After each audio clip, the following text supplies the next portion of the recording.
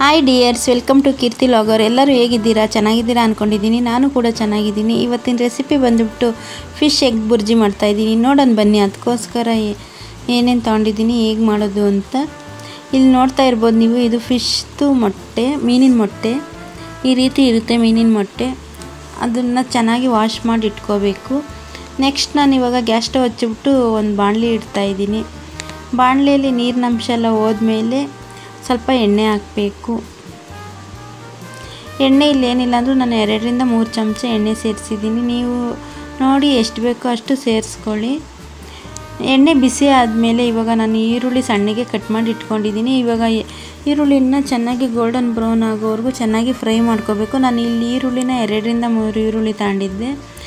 ಫಿಶ್ಶಿಂದು egg ಎಷ್ಟಿರುತ್ತೋ ನೋಡಿ ಅಷ್ಟನ್ನು ಈರುಳ್ಳಿ ಹಾಕಬೇಕು. ಈರುಳ್ಳಿ ಜಾಸ್ತಿ ಸೇರಿಸಿದಷ್ಟು ಎಗ್ ಬುರ್ಜಿ ಚೆನ್ನಾಗಾಗುತ್ತೆ. ಆದ್ದರಿಂದ ನಾನು ಇಲ್ಲಿ ಸ್ವಲ್ಪ ಜಾಸ್ತಿನೇ ಹಾಕಿದ್ದೀನಿ ಈರುಳ್ಳಿನ.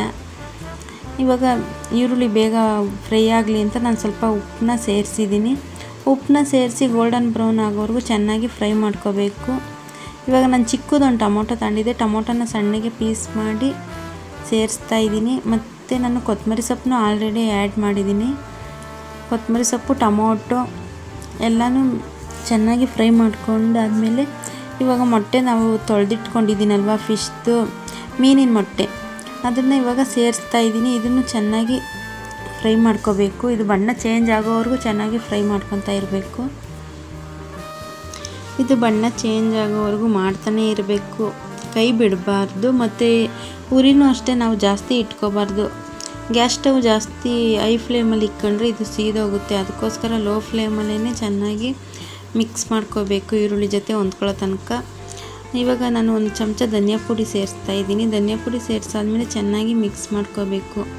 ಗರಂ ಮಸಾಲನೂ ಆ್ಯಡ್ ಮಾಡ್ತಾಯಿದ್ದೀನಿ, ಅರ್ಧ ಚಮಚ. ಹಾಗೆಯೇ ಗರಂ ಮಸಾಲನೂ ಸೇರಿಸ್ಬಿಟ್ಟು ಚೆನ್ನಾಗಿ ಮಿಕ್ಸ್ ಮಾಡ್ಕೋಬೇಕು. ಮೀನಿನ ಮೊಟ್ಟೆ ಚೆನ್ನಾಗಿ ಫ್ರೈ ಆಗೋಕ್ಕಿಂತ ಮುಂಚೆನೇ ನಾವು ಹಸಿ ಇದ್ದಾಗೇ ಮಸಾಲೆ ಸೇರಿಸ್ಕೋಬೇಕು. ಆದ್ದರಿಂದ ನಾನು ಮಸಾಲೆ ಸೇರಿಸಿದೆ. ಈಗ ಅರಿಶಿನ ಪುಡಿ ಒಂದು ಅರ್ಧ ಚಮಚ ಸೇರಿಸ್ತಾ ಇದ್ದೀನಿ. ಅರಿಶಿನ ಪುಡಿ ಸೇರಿಸೋದ್ರಿಂದ ಮೊಟ್ಟೆದು ಸ್ಮೆಲ್ ಬರಲ್ಲ, ಅದಕ್ಕೋಸ್ಕರ ಅರಿಶಿನ ಪುಡಿ ಸೇರಿಸ್ಬೇಕು. ಅರಿಶಿನ ಪುಡಿ ಸೇರಿಸ್ಬಿಟ್ಟು ಚೆನ್ನಾಗಿ ಮಿಕ್ಸ್ ಮಾಡ್ಕೋಬೇಕು. ಮಿಕ್ಸ್ ಮಾಡ್ಕೊಂಡು ಹಂಗೆ ಫ್ರೈ ಮಾಡ್ತಾ ಇರಬೇಕು, ಕೈ ಬಿಡಬಾರ್ದು. ಕೈ ಬಿಟ್ಟರೆ ತಳ ಹಿಡಿಯುವಂಥ ಚಾನ್ಸಸ್ ಇರುತ್ತೆ. ಅದಕ್ಕೋಸ್ಕರ ಇವಾಗ ನೋಡ್ತಾ ಇರ್ಬೋದು ನೀವು, ಇಲ್ಲಿ ಕಲರ್ ಚೇಂಜ್ ಆಗ್ತಾಯಿದೆ. ಹಾಗೇ ಫ್ರೈ ಮಾಡ್ತಾನೇ ಇರಬೇಕು. ಇವಾಗ ಫ್ರೈ ಮಾಡ್ಕೊಂಡಾದ್ಮೇಲೆ ಇವಾಗ ನಾನು ಮೊಟ್ಟೆ ಸೇರಿಸ್ತಾ ಇದ್ದೀನಿ. ಮೊಟ್ಟೆ ಇಲ್ಲಿ ನಾನು ಅರ್ಧ kg ಫಿಶ್ ಮೊಟ್ಟೆ ಇತ್ತು, ಅದಕ್ಕೆ 4 ಮೊಟ್ಟೆ ಸೇರಿಸ್ತಾ ಇದ್ದೀನಿ. ನೀವು ನೋಡಿ ಎಷ್ಟು ಬೇಕೋ ಅಷ್ಟು ಸೇರಿಸ್ಕೊಳ್ಳಿ. ಫಿಶ್ ಮೊಟ್ಟೆ ಎಷ್ಟಿರುತ್ತೋ ಅಂದಾಜಿನ ಮೇಲೆ ಅಷ್ಟು ಸೇರಿಸ್ಕೋಬೇಕು. ಸ್ಟೆಪ್ ಬೈ ಸ್ಟೆಪ್ ಒಂದೊಂದೇ ಮೊಟ್ಟೆನ ನಾನು ಇವಾಗ ಆ್ಯಡ್ ಮಾಡ್ತಾ ಇದ್ದೀನಿ ಇದಕ್ಕೆ.